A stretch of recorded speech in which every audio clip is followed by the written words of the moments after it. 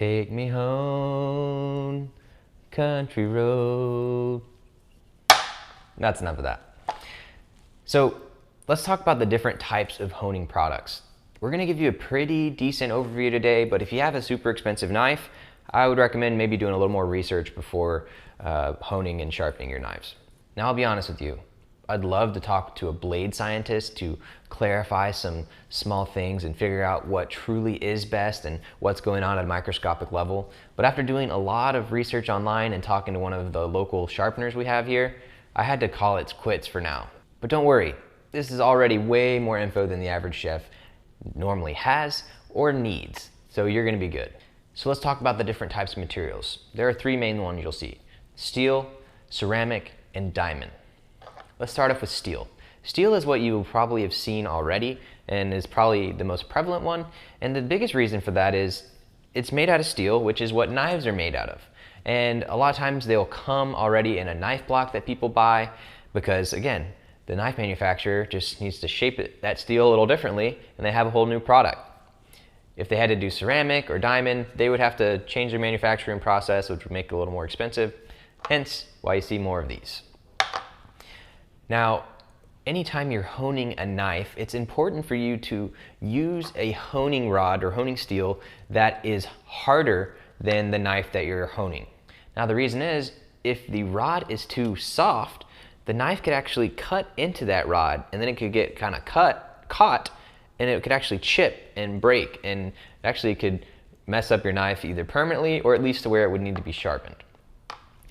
So if you have a Japanese blade, don't use a steel rod because they're not as hard as the Japanese blades are. And ceramic and diamond are both harder than most, if not all, steels, so you should be good with either one of those options. Now, when it comes to the steel honing types, there are two types you'll see.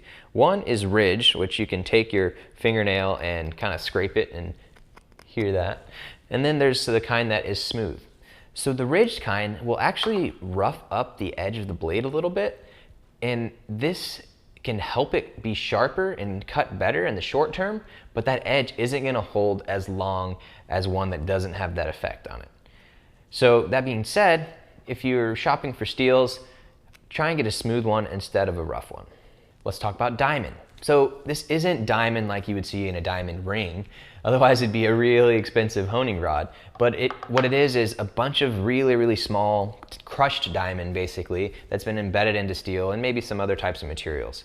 And so what it does is it actually is a mix between a honing rod and a sharpener. Because diamonds are really hard, they can cut most anything, if not everything. It actually shaves away some of the material on the knife.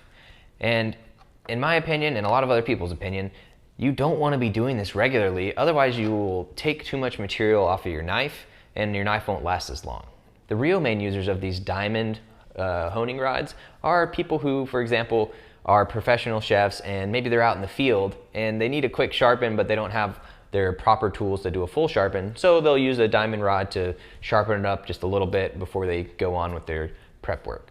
So again, if you're a home chef, stay away from the diamond. I recommend that you have a separate sharpener and a separate honing product. Well, let's talk about ceramic. So ceramic is kind of a happy medium between steel and diamond. So ceramic is also harder than most, if not all, steels that knives are made out of. And it will remove a little bit of metal from the knife, but nowhere near as much as diamond. So that little bit of metal it removes will help you maintain that edge a little longer between your absolutely necessary sharpenings. But it won't take off so much material where it will degrade the blade. The main downside of ceramic is that it is a little brittle. Just like a plate or a mug or something like that, if you were to bang it hard on something, it may crack. So that's really the only downside of it.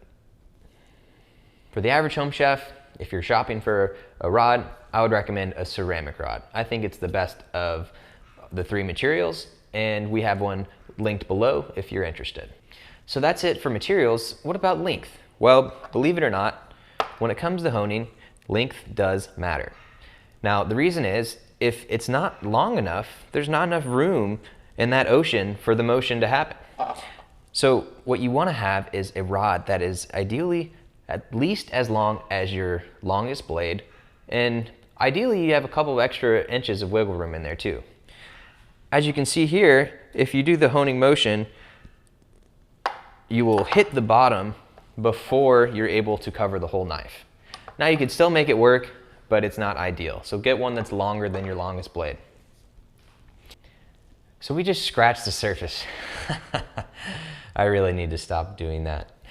But there are different grits, which means different roughness, and you know, there's a whole different slew of products you can dive into. But if you're into that, get into that. But for the average chef, don't worry about it too much. However, if any of this has really interested you, or you like the idea of playing with a lot of sharp things, go ahead and take up knives as a hobby. I know people who have a whole selection of their own knives that they use for all these different things. Some people will even etch fun art into the side of their blades, and you can really get into it and become a master sharpener and all of that kind of stuff. It's not the worst hobby to go into. Plus, then you can find out that Asian blades can be different than German blades, which can be different than other types of blades. And once you find all that out, come let me know all of the info so I can share it with more people. Again, if you're like most people, if you're an average home chef, any honing rod is going to be better than no honing rod. You want to maintain that blade in between sharpenings. And one last time, we've got a recommendation for you in the link if you're looking to buy one. But let's get on to how you actually hone now.